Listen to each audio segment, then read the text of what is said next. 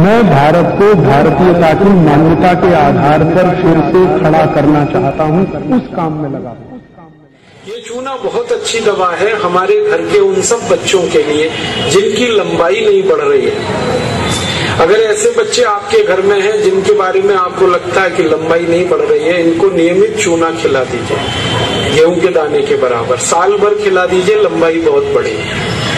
जो घर में ऐसे बच्चे हैं जिनकी बुद्धि कम है, मतिमंद बच्चे जिनको हम कहते हैं, मेंटली रिटार्डेड, उन सब बच्चों की सबसे अच्छी दवा ये चूना।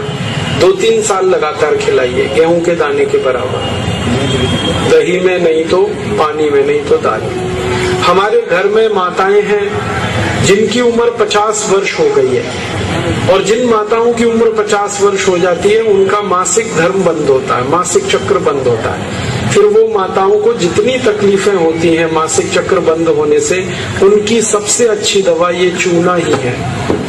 आप उनको कहिए रोज चूना खाएं, गेहूं के दाने के बराबर। हमारी यहाँ बहुत सारी बहनें बैठी हैं, इस बात को ध्यान से सुने। घर में हमारी सभी बहनें और माताएं जो मासिक धर्म की समस्या से परेशान हैं, उनका मासिक धर्म समय से नहीं आता है तो बहुत खून आता है, या उसमें कई बार समय बहुत लगता है। इन सब मासिक धर्म की बीमारियों में दर्द बहुत होता है। आप चूना खाइए, गेहूं के दाने के बराबर, दही में, नहीं तो दाल में, नहीं तो गर्म पानी में।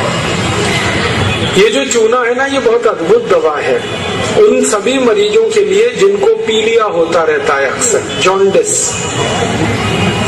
जिनको भी जॉन्डिस होता है उनको आप गन्ने के रस में गेहूं के दाने के बराबर चूना मिला के दीजिए।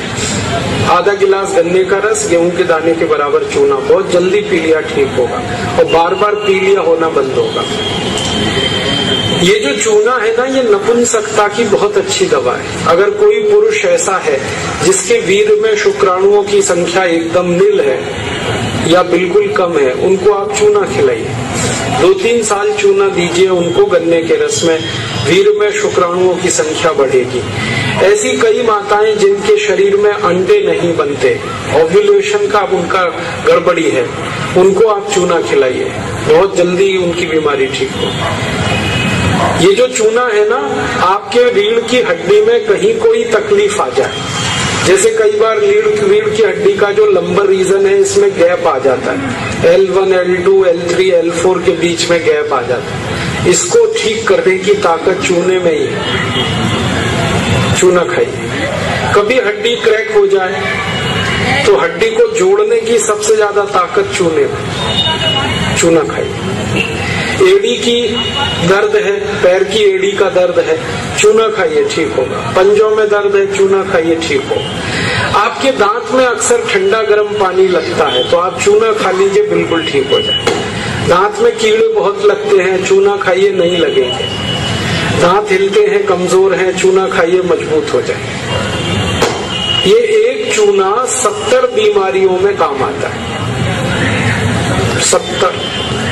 और ये ईश्वर ने हमें सबसे ज्यादा दिया है, 70 बीमारियों में काम आता है। आप कभी भी इसको याद रखिए। मैं सबको यही कहता रहता हूं कि आप चूना खाइए, चूना लगाइए मत कभी किसी को। ये चूना लगाने के लिए नहीं है, खाने के लिए। और ये चूना हम खाएं तो 2 ही बातें याद रखनी है। पत्थर वाला खाना है, पत्थर वाला चूना एक आता है, एक सीप वाला भी आता है, तो सीप वाला नहीं खाना, पत्थर वाला। और यही चूना है पत्थर वाला जो पान की दुकान में मिलता है, इसे याद रखिए। बस एक ही व्यक्ति चूना ना खाए, एक सावधानी है इसमें।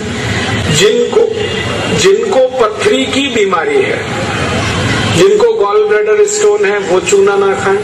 जिनको किडनी स्टोन है वो चूना ना खाएं। जिनको मूत्रपिंड में पत्थर है वो चूना ना खाएं।